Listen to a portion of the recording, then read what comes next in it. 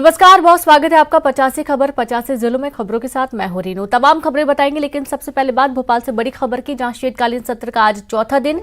आज भी जारी रहेगी अविश्वास प्रस्ताव पर चर्चा, जहां कल देर रात तक चली विधानसभा की कार्यवाही। सत्ता पक्ष और विपक्ष के बीच तीखी बहस हुई और आज सीएम शिवराज सदन में विपक्ष के आरोपों का जवाब देंगे। अविश्वास प्रस्ताव के जरिए कांग्रेस ने किसान, भ्रष्टाचार, खाद समेत कई मुद्दे उठाए और आज भी सदन की कार्रवाई हंगामेदार रहने के आसार बने हुए हैं।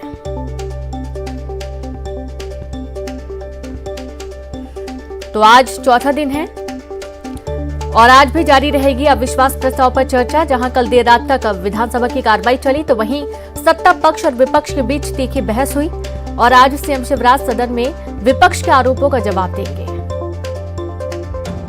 तो वहीं भोपाल से खबर है, जहां नेता प्रतिपक्ष गोविंद सिंह लाहार हुए रवाना। माता के खराब स्वास्थ्य के चलते हुए रवाना। सत्र छोड़ लाहार रवाना हुए गोविंद सिंह। रात 2:30 बजे गोविंद सिंह लाहार के लिए रवाना हुए और आज सत्र की कार्रवाई में शामिल होने को लेकर संशय बरकरार है। सरकार के खिलाफ गोविंद सिंह लाए हैं अविश्वास प्रस्ताव।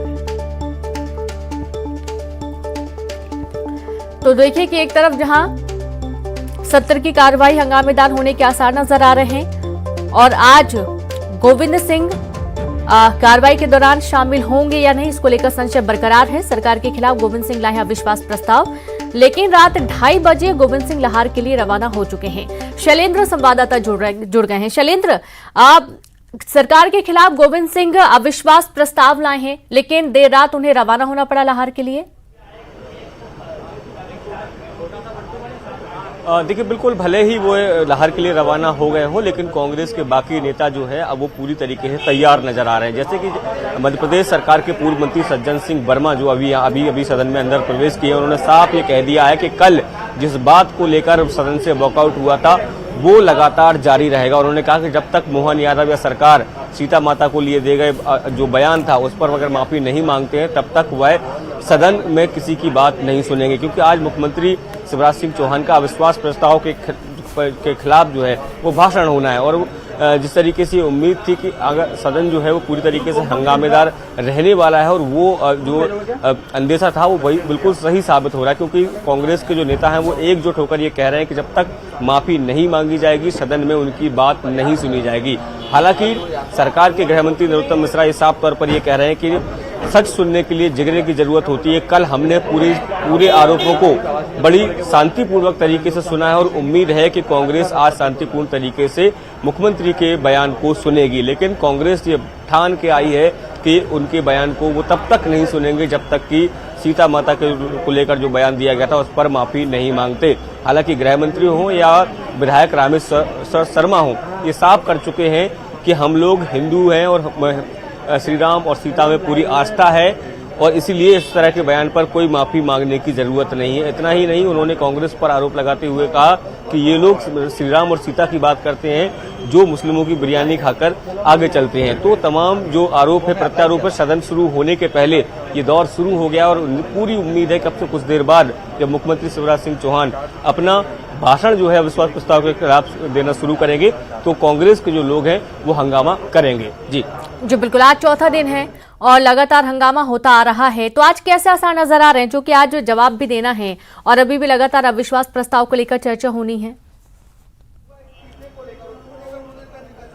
देखिए, बीजेपी जो है वो पूरी तरीके से तैयार है, क्योंकि कल जिस तरीके से अविश्वास प्रस्ताव के जो बिंदु हैं एक एक करके नेता प्रतिपक्ष ने रखे थे और उसके सारे जवाब देने के लिए आज मध्य प्रदेश के मुख्यमंत्री शिवराज सिंह चौहान सदन में उनके जवाब देंगे। लेकिन उसके ठीक पहले ही कांग्रेस इस बात को साफ कह रही है कि जब तक बयान नहीं सुना जाएगा जब तक कि वो माफी नहीं मांग लेते। यानी कि माफी को लेकर पूरा ये सत्र अभी आज का दिन टिका हुआ है। जब तक माफी नहीं मांगी जाएगी तब तक हो सकता है कि ये सत्र सुचारू रूप से चल भी ना पाए, तो बहुत अहम हो जाता है। लेकिन सत्ता पक्ष का जो रुख है वो भी बहुत स्पष्ट है इस पर। शैलेंद्र,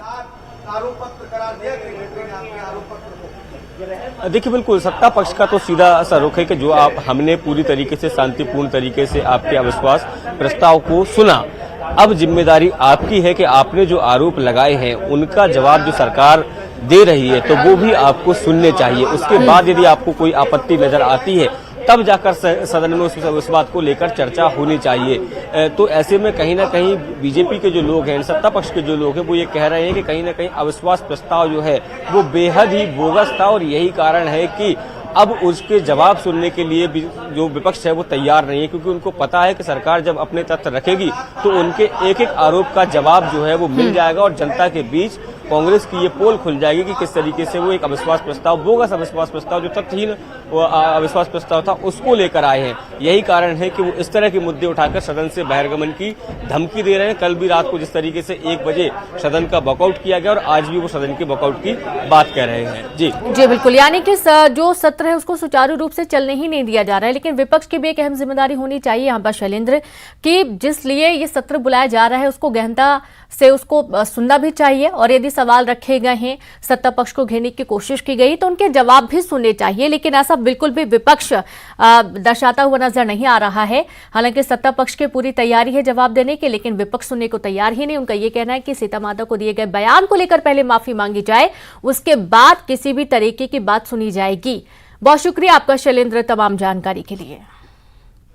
भाई सरकार अपनी गलतियां, भ्रष्टाचार, दुराचार, दुनिया भर का जो 18 साल में हुआ है उसके बारे में सुनने के लिए तैयार ही नहीं। जब जनता परेशान है, नौजवानों में, जब मोदी जी ने कहा था हर साल 2 करोड़ लोगों को नौकरी देंगे, प्रधानमंत्री बनने में भूल गए। 15-15 लाख रुपए सीधा मतदाता के आपके खाते में भी आने का था, तो वो भी नहीं आया। उसी तरह से कहना सब बिजली के बिल माफ कर देंगे, कर्जा माफ कर देंगे। अब ये सारी चीजें कर मानने के लिए तैयार नहीं। तो ये सारी चीजें हैं, तो भाजपा की कथनी और करने में कितना बड़ा अंतर ये प्रदेश की जनता देख रही है। आरोप सुनने के लिए जिगरा चाहिए, जवाब सुनने के लिए भी जिगरा चाहिए। हमने सुना, आओ सुनो। आपने देखा नेता प्रतिपक्ष को किस तरह से गोविंद सिंह जी को फेल करने की कोशिश की गई। जमीन से आए हुआ नेता प्रतिपक्ष है, अपने बूते पर जीतने वाले नेता प्रतिपक्ष है। वो दिल्ली का पेज 3 का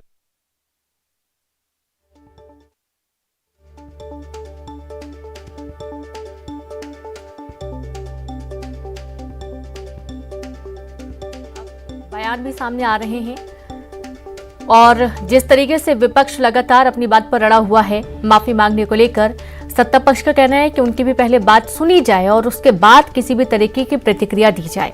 तो आज भी सत्र के हंगामेदार होने के पूरे आसार है, जैसा कि कल देर रात भी वॉकआउट किया गया विपक्ष की तरफ से और आज भी वॉकआउट करने के आसार नजर आ रहे हैं। विपक्ष पूरी इसी स्थिति में है कि वॉकआउट किया जाए और सत्र सुचारू रूप से चलने नहीं दिया जाएगा। सर नया वेरिएंट आया है, सर कोविड का नया वेरिएंट आया, राहुल गांधी की यात्रा आज जो यात्रा चल रही है, क्या लगता है इसको रोकने की कभी इससे और भी आप खतरा बढ़ सकते हैं? नए वेरिएंट के और चलिए अगली खबर है सीधी से, जहां पर सोन नदी पर बने पुल पर आया क्रैक, दोबारा दूसरी जगह पर क्रैक आया है। बहरी अमीलिया मार्ग में बना है पुल, भारी वाहनों की आवाजाही बंद, पुल की मरम्मत का काम जारी है। आप ये देखिए कि नया ही पुल है और इसमें दरार आ गई। सोन नदी पर बने पुल पर क्रैक आ गया है और दोबारा दूसरी जगह पर क्रैक आया, जिसके चलते भारी वाहनों की आवाजाही बंद कर दी गई है।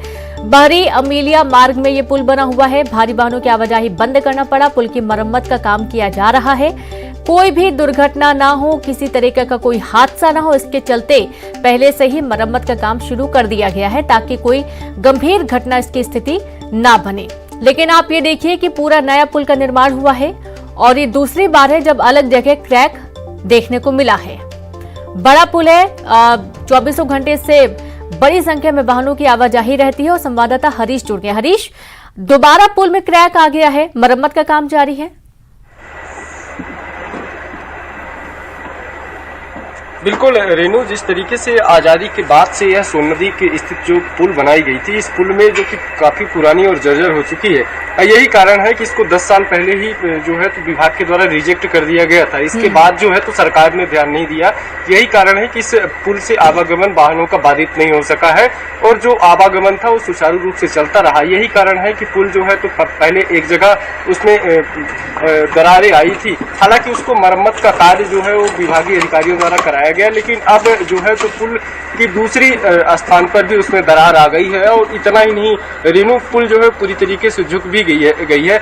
ऐसे में अब जो है तो एक बड़ा संकट निकलकर सामने आया है, चूंकि यह मार्ग जो है वो हनुमाना उत्तर प्रदेश से लेकर सीधी और सिगरौली को जोड़ता है। तो ऐसे में इस मार्ग में जो मुख्य जो सोन नदी है, सोन नदी में यह पुल जो है, तो पुल में जो पूरी तरीके से आवागमन बाधित हो जाने की वजह से पूरा जो यहाँ का ट्रांसपोर्ट बिजनेस है या कहीं यात्री वाहनों का आवागमन, तो ऐसे पूरा काम ठप हो गया है। हालांकि इसके बगल से एक नई पुल बनाने का कार्य चल रहा है, लेकिन जिस धीमी गति से निर्माण कार्य चल रहा है, ऐसे में लगता है कि भी 1 वर्ष और लग जाएंगे उस पुल को तैयार होने में। रीनो जी बिल्कुल, और जैसा कि हरीश, काफी पुराने पुल आप बता रहे हैं और इसमें मरम्मत का काम भी किया जा चुका है, समय समय पर मरम्मत होती है, लेकिन इस मरम्मत के भरोसे कब तक रहा जाएगा? अब जरूरी तो नहीं है कि एक बार मरम्मत होगी तो दोबारा यहाँ पर कहीं क्रैक आएगा नहीं, कोई घटना हो नहीं सकती है।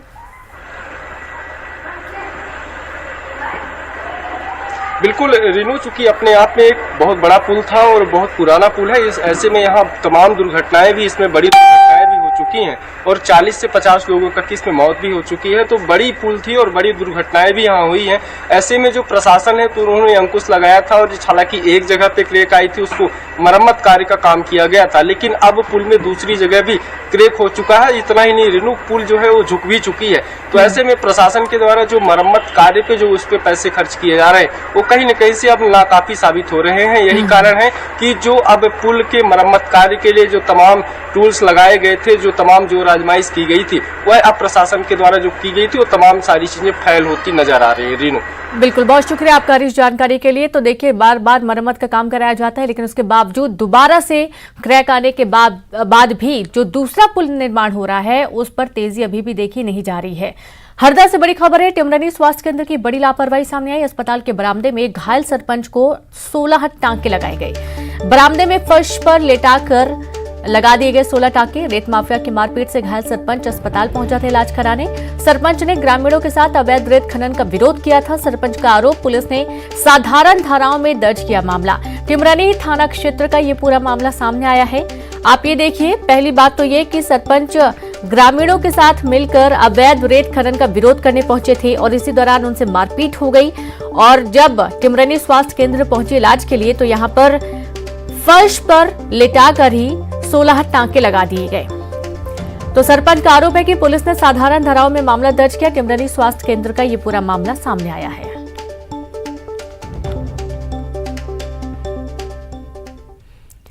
बालाघाट पुलिस ने LIC के एक अधिकारी से 3 लाख रुपए की चोरी करने के मामले में 3 आरोपियों को गिरफ्तार किया है। तीनों आरोपी आंध्र प्रदेश के रहने वाले हैं और नागपुर में रहकर बालाघाट सहित आसपास के जिलों में रैकी कर चोरी की वारदात को अंजाम देते थे। पुलिस ने आरोपियों को गिरफ्तार कर 3 लाख रुपए जब्त कर लिए हैं। अंबिकापुर से खबर है, जहां थोक कपड़े की दुकान में बड़ी चोरी। 5 लाख का कपड़ा ले उड़े चोर। कपड़ा दुकान पर दूसरी बार चोरों ने धावा बोला। लगातार हो रही चोरी से लोगों की चिंता बढ़ गई है। कोतवाली थाना क्षेत्र का यह पूरा मामला सामने आया है।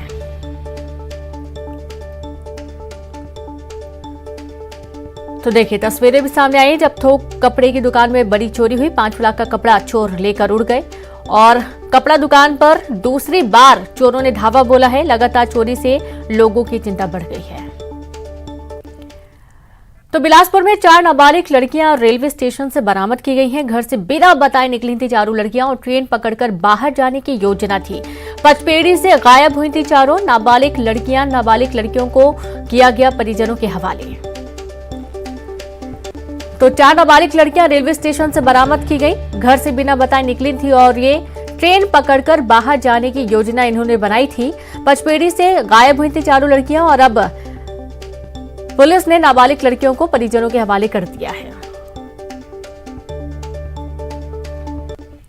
तो वही बिलासपुर से खबर है, जहां पर ज्वेलरी शॉप से 3,57,000 की ठगी का मामला सामने आया। पुलिस अधिकारी बताकर ठग ने ठगी की वारदात को अंजाम दिया। सोने की चेन लेकर दिया चेक, हुआ बाउंस। पुलिस ने दर्ज किया धोखाधड़ी का मामला। तारबहार थाना क्षेत्र का ये पूरा मामला सामने आया है। तो खबर बिलासपुर से है, जहां ज्वेलरी शॉप से 3,57,000 की ठगी की गई। पुलिस अधिकारी बताकर ठग ने ठगी की, सोने की चेन लेकर दिया चेक, हुआ बाउंस। पुलिस ने दर्ज किया धोखाधड़ी का मामला। तारबहार थाना क्षेत्र का ये पूरा मामला सामने आया है।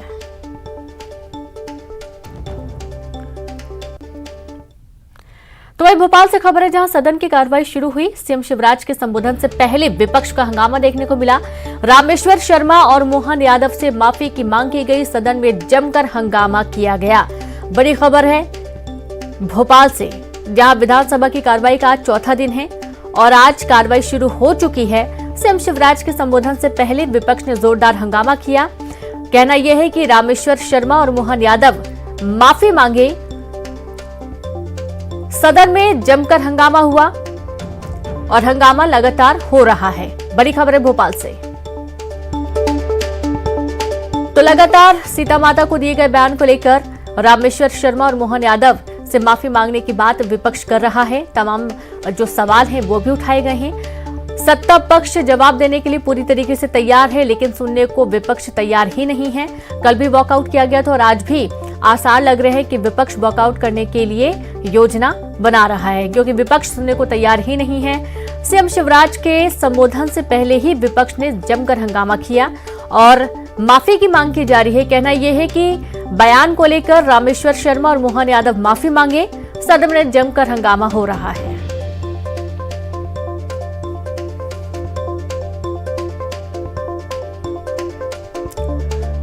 तो आज भोपाल में विधानसभा की कार्रवाई का चौथा दिन है। कल भी हंगामे की भेंट पूरा सत्र चढ़ा था। आप ये देखिए कि कल भी विपक्ष ने वॉकआउट किया था और लगातार अविश्वास प्रस्ताव को लेकर चर्चा की मांग तो की जा रही है, लेकिन चर्चा हो नहीं पा रही है। उसके पहले विपक्ष अपनी बातों में अड़ा हुआ है। उनका ये कहना है कि जब तक माफी नहीं मांगी जाएगी तब तक वे सदन को सुचारू रूप से चलने नहीं देंगे। और यही कारण है कि बार बार जो कार्रवाई शुरू हो रही है उसको रोकना पड़ रहा है। जो जोरदार हंगामा हो रहा है। रामेश्वर शर्मा और मोहन यादव से माफी की मांग विपक्ष लगातार कर रहा है।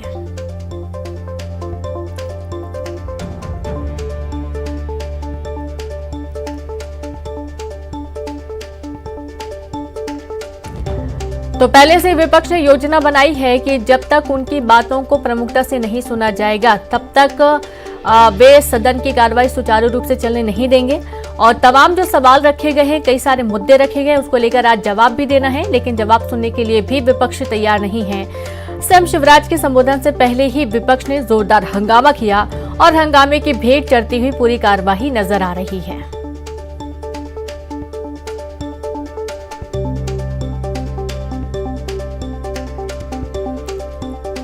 तो खबर भोपाल से है, जहां सदन की कार्रवाई शुरू हुई। सीएम शिवराज के संबोधन से पहले विपक्ष का हंगामा देखने को मिल रहा है। तो वहीं सदन में जमकर हंगामा हुआ है। तो विपक्ष इसलिए भी सुनने को तैयार नहीं कि उनके सवालों के जवाब यदि सत्ता पक्ष देती है तो जाहिर सी बात है कि जो एक जबरन का बहाडंबर बना के रखा गया है जनता के सामने, उसकी पोल खुल जाएगी। और कहीं ना कहीं कांग्रेस ये सुनने के लिए तैयार ही नहीं है कि हकीकत क्या है और लगातार उन मुद्दों को लेकर हंगामा किया जा रहा है जिनके सामने सदन की कार्रवाई बहुत ही महत्वपूर्ण है चलना। लेकिन अभी तक सदन की कार्रवाई सुचारू रूप से चल नहीं पाई है और अभी भी लगातार हंगामा होता हुआ नजर आ रहा है। सीएम शिवराज के संबोधन से पहले ही हल्ला शुरू हो गया, हंगामा शुरू हो गया।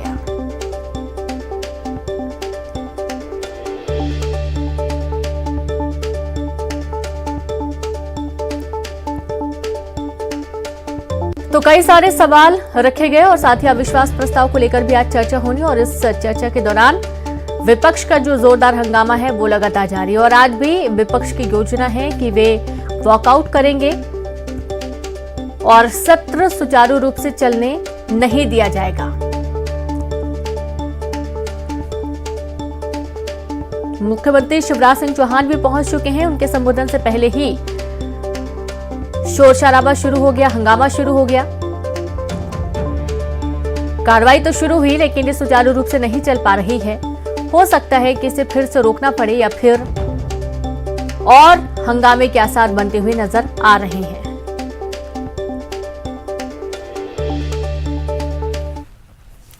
और इसी के साथ इस बुलेटिन में इतना ही। नमस्कार।